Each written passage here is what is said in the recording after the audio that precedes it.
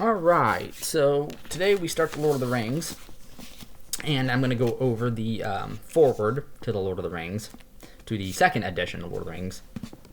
In the original, Tolkien had promised, appendices and a big index. Well, he couldn't deliver on the index, so he had to write a note at the end, basically apologizing for not having that.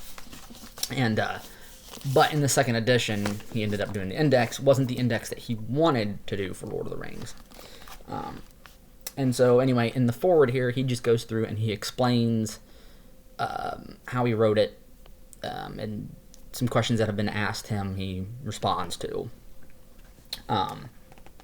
He says that the tale grew in the telling.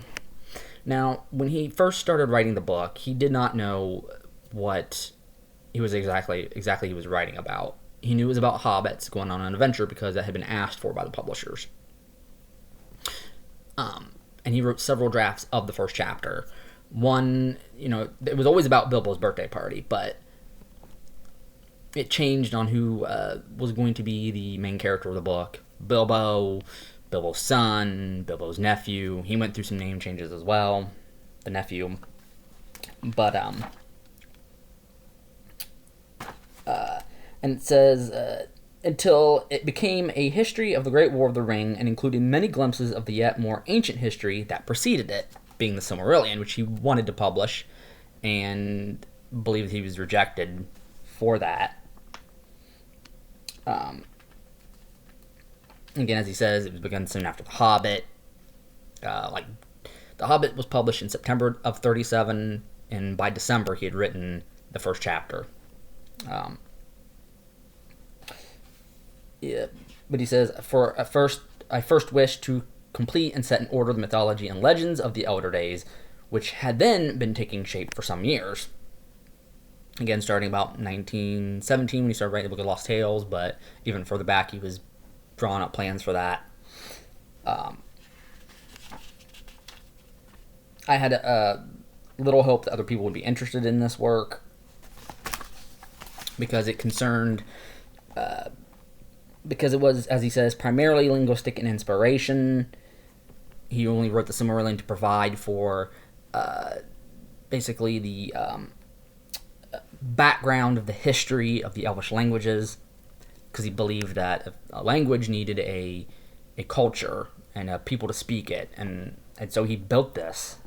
I'm writing Elvish, and that's what the Silmarillion was. It was mostly Elvish legends, tales, as you know, because I just went through all of that.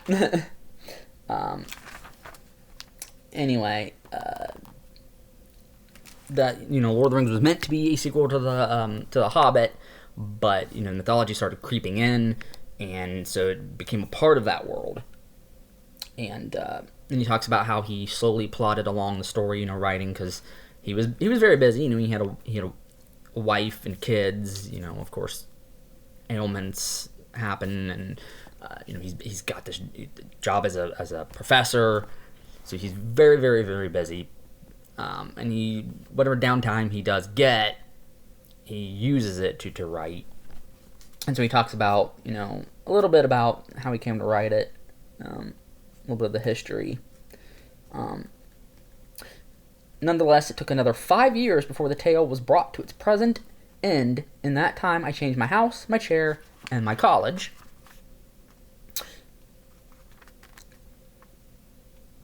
Which he did. And the prime motive was the desire of a tale teller to try his hand at a really long story that would hold the attention of readers, amuse them, delight them, and at times maybe excite them or deeply move them, as the story would go on to do. C.S. Lewis, his favorite was the chapter Choices of Master Samwise, which I will probably mention again when I get to that chapter, which it's going to take a while to get there because it's a pretty big book. Some who have read the book, or at any rate have reviewed it, have found it boring, absurd, or contemptible, and then says that he thinks the same way about their writings and whatever, but how readers of the book want to know more about things, and he could write a whole nother book with all that in it. And the index, as he says later, would belong to that. The crucial chapter, The Shadow of the Past, was written long before the foreshadow of 1939 had yet become a threat of inevitable disaster. Its sources are things long before in mind, or in some cases already written, and little or nothing in it was modified by the war that began in 1939 or its sequels. Because people were saying that, there was an allegory of World War II. Even, yeah, he wrote it during that time, but it is not, because as he says, even before the war broke out, some of these ideas that he had for how the story was going to go were already there. And so the war didn't really affect that. Although his experiences in World War I did. They were reflected in this work. But it's still not an allegory, and he goes on to say that he does not like allegory, and that this book is applicable, and that is in the freedom of the reader, whereas, I should say, allegory is in the domination of the author. And so all these theories that people had about the ring being a nuclear bomb and all this stuff, that no, it's not. His mind did not work that way.